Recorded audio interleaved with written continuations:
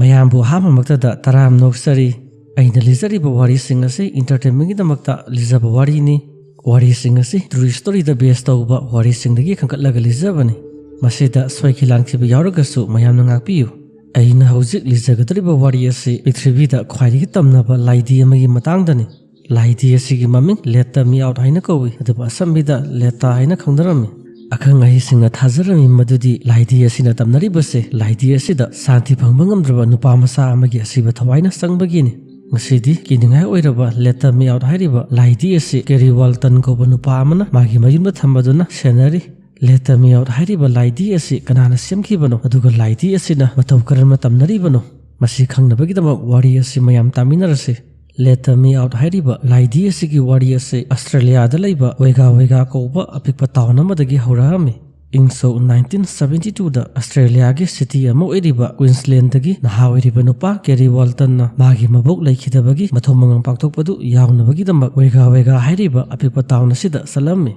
Kerry gi mabokna leiriba wega hairiba apikpa town asida mi kanasu lainadaba tamna yaiduna thajanaba yum ama leirami mahana maboki mayum yorba matungda mi kanasu lainadaba tamna yaiduna thajanariba yum maduda satpa pamlami maramdi mana ngang oirigai matamdagi hauraduna mi kanasu lainadraba yum asida tamnabagi wari kaya ama tarami samna hairabada Kerry na ngang oirigai matamda mi kanasu lainadraba yum asigi akoibada ahloraba nupa amana mi gi makok thanna yauraba bara khawama leimaida soro singaduna satli haibagi wari kaya ama tarami mahangna mi kanasu lainadraba yum maduda tasengna hojik phawba tamnaribra haibadu khangba pamlomi maram asida mahangna athengba ahingi numidamada torchlight ama pairaduna mi kanasu lainadraba yum maduda salami mahangna yum madugi manungda leiriba kasing aduda sangaduna yenglami matamadudha mahangna yum madugi makha thangba sarukta leiba basement gi ka ama thengnarami mahangna basement gi ka manungda sangaduna nupamasa amagi asibak sangmanba saktam ama urami saktam madugi iranglangba mamidaduna Kerry da munna yenglami maram asina Kerry na asuki matik pakhalami adu moinamak mana saktam madugi manakta sangsiladuna munna yengluba matamda mana uriba saktam madu nupamasa amagi sawang sadaga manaba una saba laiti ama oirami laidi aduda paliba manatondu yamna saurami aduga laidi adugi mamittu glass sembo irami laidi adugi maithong adu nukpet toroduna mayama set khara urami laidi adugi mamaida tariba dakpham sing aduna takli madudi laidi asi kanaguma magi makunna sembani Kerry gi wakhalda phawrami madudi laidi asi magi mayumda purage maram asina mahangna laidi adu khulladuna mi kanasu lainadraba yum adudagi thulami mathangi namitki numidang wairangi matamda Kerry na mabok likhidabagi mathomangam sing adu pangthokpa loiraduna mayumda hannaba honarami mahana laiti adu bara khawamagi manungda hapaduna gari gi maningi trang adu da hapammi adugi matungda magi mayambaga loinaraduna gari du tharoduna magi mayum Queensland hairiba city asida halami akhoina lambi da gari thauringaida numidagi matam yoksilakpana mamsilami ikhang khangawdana Kerry ga magi mayambagana laidi thamliba gari maninglomdagi lengkho torokpa amasung lahobagi makholama tarami adubu Kerry na mayambada hairami madudi makhoina hojik tariba makholsing adu akhoigi wakhalna oirangani adubu Kerry gi mayambana phagi toroduna Kerry da hairami madudi akhoina hojik tariba makhol adu gari gi maning thangba trang manungda bara khawmagi manungda hapiba laidi aduna Let Me Out haina laruduna bara khawdudagi tholoknaba honabagi makhol male asumna laidi asina bara khaw manungdagi Let Me Out haina laroduna tholoknaba honai khalladuna Kerry na laidi asigi maming Letta Me Out haina tholame makhoina Queensland hariba city asida yaroba matungda Kerry na laidi asi agi mayumgi mi mayamna leinaba ka hatuna thamlame Kerry gi imung manungda leiriba mi singaduna laidi asi uba matamda makhoidasu laidi asigi matangda yamna khangningba phawrame adubu numit khara leiraba matungda laidi asina maram oiraduna yumadugi manungda nganingai oiraba thodu kaya ama thokpa hurame ahanbada Kerry gi mungda leiriba mi singaduna laidi dugi maithong amasu mamitki masu hongtong hongsin torakpadu uba hurame adugi matungda laidi aduna yumadugi jaga amadagi atoba jaga amada leirambadu thengnaba hurame anganba yuki matamda Kerry gi imungda leiriba mi singaduna tumba hogala aduna leimaida yengluba matamda yumadugi manungda kanaguma mana sitlaga satpagi mami kaya ama tarame leimaida tariba sitlaga satpagi mami adu laidi aduna tungliba khongobaduna satpagi mami ga manarame maram asina makhoina thajarami madudi laidi asina tasengna yumasigi manungda tamnaba hore nongma athengba hingi matam amadasu Kerry gi masana paduna tumlambadagi mikap tholakpa matamda laidi du magi kaada leirami mahana laidi adu uba matamda kanna laurami khudokta Kerry na magi masana pana leiriba kaadu laami aduga kaitoba yaurgi hanglami Masanupaduna kerida hairami madudi aina tum hogolapa matamda laidi asina makuk lengaduna wa ngangbagi makhol adu tai. Masigi matungda kerina laidi asibu mi kanasu lainadaba kaha amada thamlammi.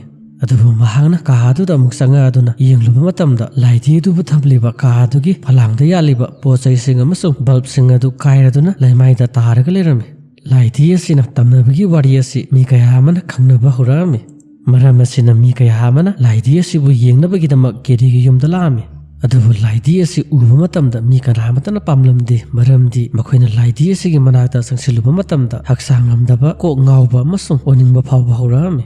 Adu kakta sunatana makhoigi wakhalda asamathanta akiba amasung nungaitaba phawba yaromi. Thaudoga madasu nupi kharana laidi asibu yengnabagidamak kerigi yumda laami.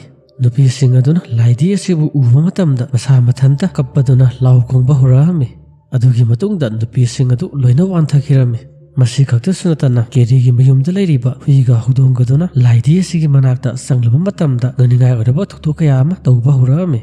Samna hairabada hui aduna laidi asigi manakta sangluba matamda kanna khongba katanatana laidi aduda siknaba honarami. Atopa yamna nganingai oiraba thaudoga mana kerina laidi asibu gari manungda hapaduna puraga satpa matam khutimakta ikhang khangawdana nongadum surami. Laidi asina maram oiraduna kiningai oiraba tamnabagi thaudo kaya ama tholagasu kerina miyamda hairami madudi laidi asi huntoklai amasung aigi nakta dum thamgani. Adubu mi kaya amana laidi asi laigi haiba yaromi. Kerina ahanbadadi yaramdi. Adubu kona magi mungda paisa nungsagi awaba lairakpadagi kerina laidi asi yonthoge khalami. Maram asina mahangna laidi asibu magi gari manungda hapaduna laidi asibu laigaduriba mi adugi mayumda laami. Mahangna laidi asibu laigaduriba mi adugi mayum yoraba matungda garidagi kumtharaduna laidi adubu lauthoknaba honarami. Adubu mahangna laidi adu gari manungdagi lauthokpa ngamlamdi maramdi karigumba sakti amana mangonda athingba pirami.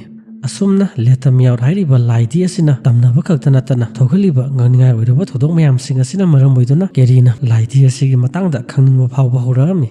Mahangna Australia ki city ama oiriba Sydney da laiba Australian Museum da laidi asi puraduna salami. Museum asida thabak toriba experts sing aduna laidi asigi matangda kupna thijalaba matungda khangma ngamlami madudi laidi gi makhong samjanabada sizinariba yupi du sahi sanimuki maya sure. Masina tagli madudi Letta Me Out hairiba laidi asi 18th century adaidagi leiraklaba posagamani. Makhoina su khangma ngamlami madudi laidi asi Europe ki nongpok thangba jagada khundariba mising aduna sembani. Laidi asigi saktam asi thainagi matamda Romania da leramba gypsy haina khangnaba mising adugi saktam aduga manarami.